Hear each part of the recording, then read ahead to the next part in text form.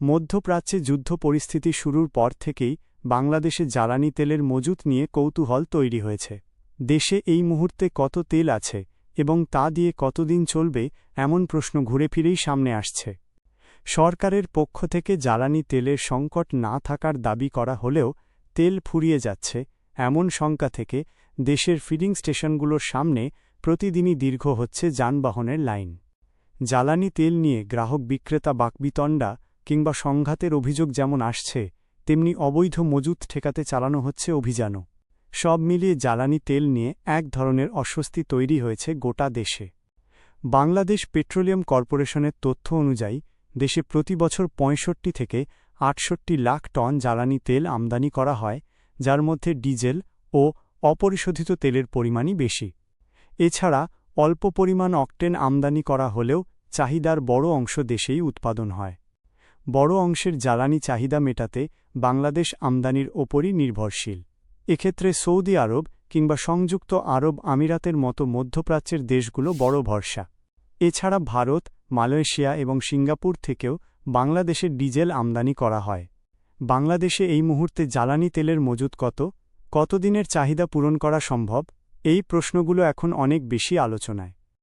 বিদ্যুৎ, জ্বালানি ও খনিজ সম্পদ মন্ত্রণালয়ের সবশেষ তথ্য অনুযায়ী ৩১শে মার্চ পর্যন্ত দেশে ডিজেলের মজুত রয়েছে ১,২৮,৯৩৯ মেট্রিক টন।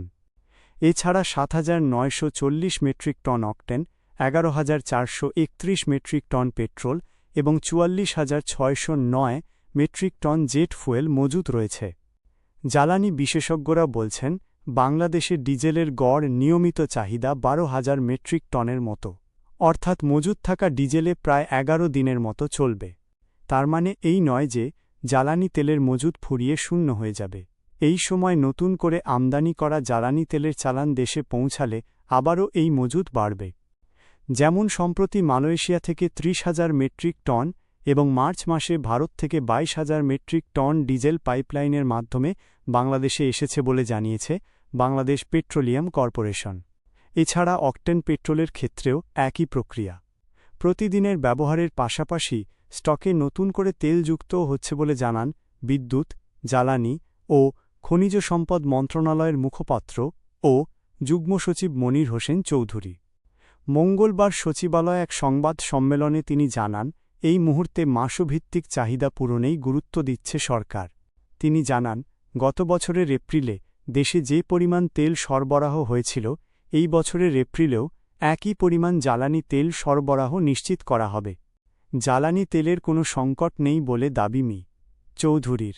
তিনি বলছেন, ডিজেলে কোনো সংকট নেই, বরং পাচারের শঙ্কা থাকতে পারে, যা সরকার বিবেচনায় রেখেছে। সীমান্তে নির্দেশনা দেওয়া আছে। জ্বালানি তেলের চাহিদা প্রসঙ্গে মি. চৌধুরী বলছেন, মজুতের চেষ্টা থাকায় এই মুহূর্তে প্রকৃত চাহিদা নিরূপণ করা কঠিন হচ্ছে। এক্ষেত্রে জ্বালানি বিশেষজ্ঞরা বলছেন, আন্তর্জাতিক মানদণ্ড অনুযায়ী একটি দেশে অন্তত ৯০ দিনের জ্বালানি মজুত থাকা উচিত।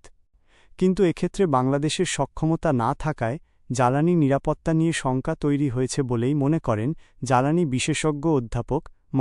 তামিম। স্টোরেজ বা সংরক্ষণ সক্ষমতা কম হওয়ায় আমরা সাধারণত ৩০ থেকে ৪০ দিনের বেশি তেল মজুত করে রাখতে পারি না, বিবিসি বাংলাকে বলেন মি. তামিম।